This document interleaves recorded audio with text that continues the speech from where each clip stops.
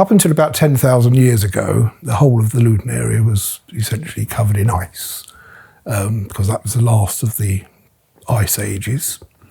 There had been people in the Luton area long before that, and a lot of the archaeology exposed the ancient peoples of a couple of 100,000 years ago in the areas where they excavated the clays to make bricks.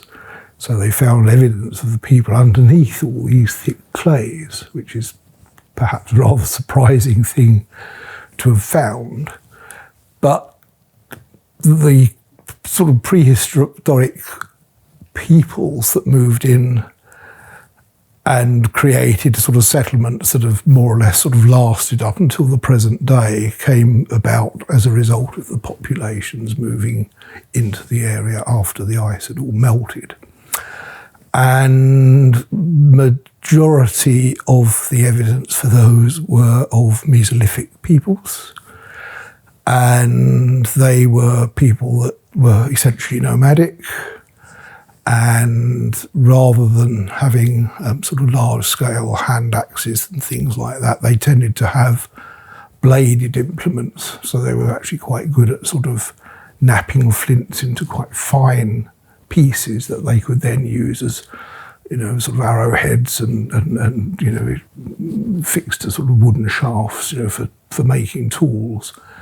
And there's evidence that peoples from that period were the first sort of people that used the Leagrave marsh area.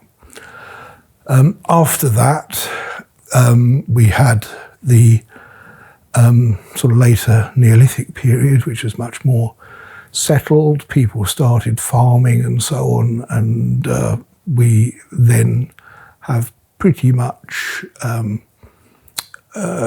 continuous settlement through the Bronze Age, the Iron Age, and then through into the Roman period up to the modern day.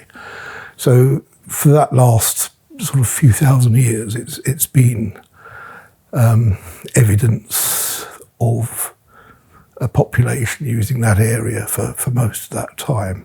And the main reason would have been the water source.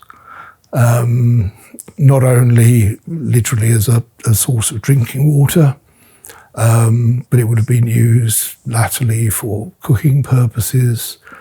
And because of the spiritual nature, I think, of some of the people that lived in the area, it would have been regarded as a ceremonial site as well. It's sort of a magical thing that the water just sort of happens to flow out of the ground, and I think that's an important consideration, and is perhaps why we have Wallard's Bank surrounding it. There may have been a defensive function, but it might also have been a ceremonial site where you've got the actual springs, surrounded by an earthwork, which dates from way back in our prehistory.